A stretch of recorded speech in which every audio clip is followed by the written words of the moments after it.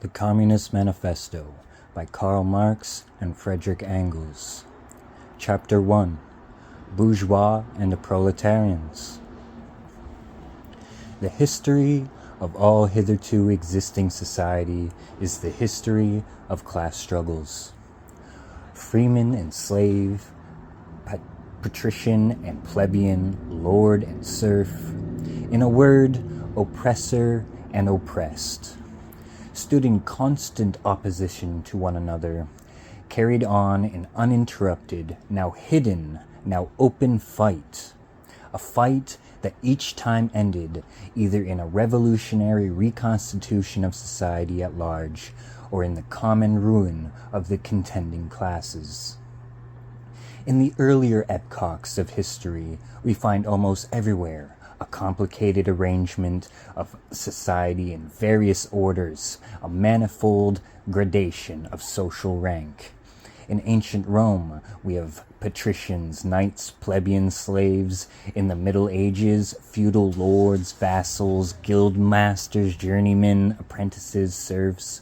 In almost all of these classes, again, subordinate gradations. The modern bourgeois society that has sprouted from the ruins of feudal society has not done away with class antagonism. It has but established new classes, new conditions of oppression, new forms of struggle in place of the old ones. Our epoch, the epoch of the bourgeoisie, possesses, however, this distinct feature. It has simplified class antagonism. Society as a whole is more and more splitting up into two great hostile camps, into two great classes directly facing each other, bourgeoisie and proletariat. From the serfs of the Middle Ages sprang the rich upper-class towns. From these towns, the first elements of the bourgeoisie were developed. The discovery of America, the rounding of the Cape, opened up fresh ground for the rising bourgeoisie. The East Indian and Chinese markets, the colonization of America, trade with the colonies, the increase of the means of exchange and commodities generally, gave to commerce, to navigation, to industry, an impulse never before known, and thereby to the revolutionary element in the tottering feudal society, a rapid development. The feudal systems of industry in which industrial production was monopolized by closed guilds now no longer sufficed for the growing wants of the new markets. The manufacturing system took its place. The guild masters were pushed on one side by the manufacturing bourgeois.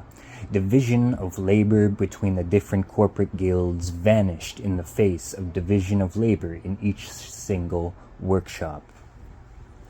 Meantime, the markets kept ever growing, the demand ever rising. Even manufacturers no longer sufficed. Thereupon, steam and machinery revolutionized industrial production. The place of the manufacturer was taken by the giant modern industry. The place of the industrial bourgeoisie by industrial millionaires, the leaders of the whole industrial armies, the modern bourgeois. Modern industry has established the world market, for which the discovery of America paved the way. This market has given an immense development to commerce, to navigation, to communication by land. This development has, in its turn, reacted on the extension of industry. The bourgeoisie development increased its capital and pushed into the background every class handed down from the Middle Ages. We see, therefore, how the modern bourgeoisie is itself the product of a long course of development, of a series of revolution in the modes of production and of exchange. Each step in the development of the bourgeoisie was accompanied by a corresponding political advance of that class, an oppressed class under the sway of the feudal nobility, an armed and self-governing association in the medieval commune. Here, independent republic, as in Italy and Germany, their taxable third estate of the monarchy, as in France, Afterwards, in the period of manufacturing proper, serving either the semi-feudal or the absolute monarchy as a counterpose against the nobility, and in fact, cornerstone of the great monarchies in general. The bourgeoisie has at last, since the establishment of modern industry and the world market, conquered for itself, in the modern representative state, exclusive political sway. The executive of the modern state is but a committee for managing the common affairs of the whole bourgeoisie. The bourgeoisie, historically, has played a most revolutionary part. The bourgeoisie, wherever it has got the upper hand, has put an end to all feudal, patriarchal, idyllic relations. It has pitilessly torn asunder the motely feudal ties that bound man to his natural superiors, and has left remaining no other nexus between man and man than naked self-interest, than callous cash payment. It has drowned the most heavenly ecstasies of the religious fervor, of chivalrous enthusiasm, of Philistine sentimentalism, in the icy water of egotistical calculation.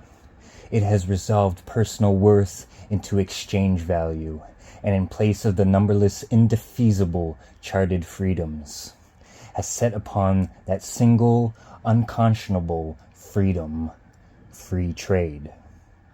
In one word, exploitation veiled by religious and political illusions. It has substituted naked, shameless, direct, brutal exploitation.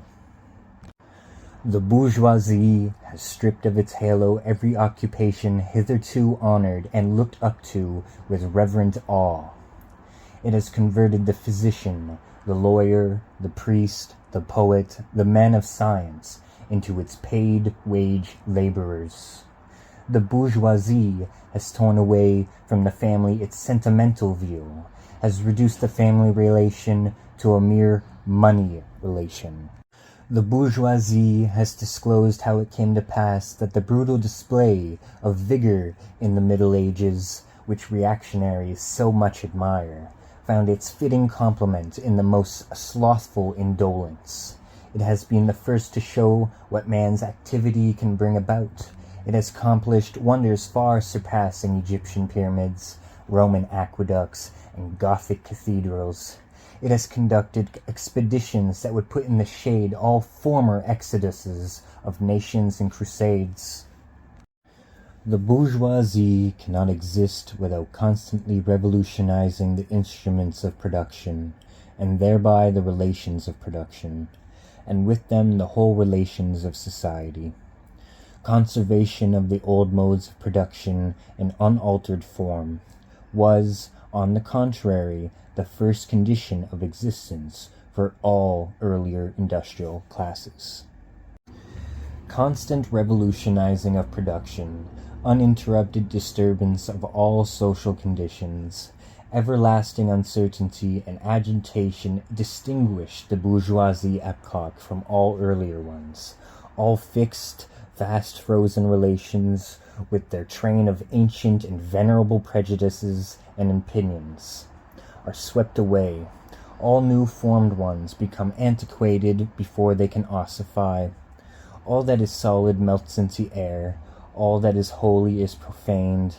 And man is at last compelled to face with the sober senses his real conditions of life and his relations with his kind. The need of a constantly expanding market for its products chases the bourgeoisie over the entire surface of the globe. It must nestle everywhere, settle everywhere, establish connections everywhere. The bourgeoisie has, through its exploitation of the world market, given a cosmopolitan character to production and consumption in every country.